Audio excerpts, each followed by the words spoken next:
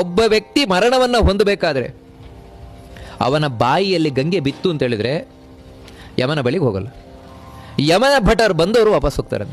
ಯಾಕಂದರೆ ನಾವು ಕರ್ಕೊಂಡು ಹೋಗೋದಲ್ಲ ಇದನ್ನು, ಸತ್ತ ಮೇಲೆ ಹಾಕೋದಲ್ಲ. ಜೀವ ಇರಬೇಕಾದ್ರೆ, ಜೀವ ಇರಬೇಕಾದ್ರೆ ಗಂಗೆ ಬಾಯೊಳಗೆ ಬೀಳಬೇಕು, ದೇಹವನ್ನು ಸೇರಬೇಕು. ಸೇರಿದರೆ ಸೀದಾ ಸ್ವರ್ಗಕ್ಕೆ ಹೋಗ್ತಾರೆ. ಯಾಕಂದರೆ ಕಡೆಗೆ ಎಷ್ಟು ಹೇಳ್ತಾರೆ, ಗರುಡ ಪುರಾಣ ಹೇಳ್ತದೆ, ಅದಿಲ್ಲದಿದ್ರೆ ಕಡೆಗೆ ಗಂಗೆ ಗಂಗೆ ಗಂಗೆ ಅಂತ ಹೇಳಿ ಪ್ರಾಣ ಬಿಟ್ಟರು ಸರಿಯದು. ಗಂಗೆಯ ಸ್ಮರಣೆ ಮಾಡ್ತಾ ಪ್ರಾಣ ಬಿಟ್ಟರು ಕೂಡ ಅವರು ಸ್ವರ್ಗಕ್ಕೆ ಹೋಗ್ತಾರೆ. ಅದಕ್ಕೆ ಗರುಡ ಪುರಾಣ ಅಷ್ಟು ಗಂಗೆಯ ಮಹತ್ವವನ್ನು ಹೇಳ್ತದೆ. ಗಂಗೆ ಅಷ್ಟಿದ್ರೆ ಸಾಕು, ಒಂದು ತೊಟ್ಟು ಬಿದ್ದರೆ ಸಾಕು. ನೋಡಿ, ಈ ಕಾರಣದಿಂದಲೇ ಹಿಂದೆ ಮನೆಯಲ್ಲಿ ತಪ್ಪದೆ ಗಂಗೆ ಇಟ್ಕೊಳ್ತಾ ಇದ್ರು.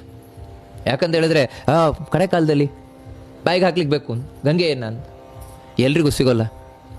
ಪ್ರಾಣ ಹೋದ ಮೇಲೆ ಗಂಗೆ ಹಾಕ್ಬೋದು, ಆದರೆ ಪ್ರಾಣ ಹೋಗ್ತಾ ಇರಬೇಕಾದ್ರೆ ಗಂಗೆ ಹಾಕೋದು ಅದು ಕೂಡ ಪುಣ್ಯಾತ್ಮನಿಗೆ ಮಾತ್ರ ಸಿಗುವಂಥದ್ದು. ಆದರೆ ಎಷ್ಟರ ಮಟ್ಟಿಗೆ ಅಂದರೆ ಒಂದು ಬಿಂದು ಬಿದ್ದರೂ ಸಾಕಂತೆ ಅವರ ಭಾಗ್ಯವೇ ಬದಲಾಗ್ಬಿಡ್ತು. ಅಂದರೆ ನರಕಕ್ಕೆ ಹೋಗಬೇಕಾದವರು ಸ್ವರ್ಗಕ್ಕೆ ಹೋಗ್ತಾರೆ.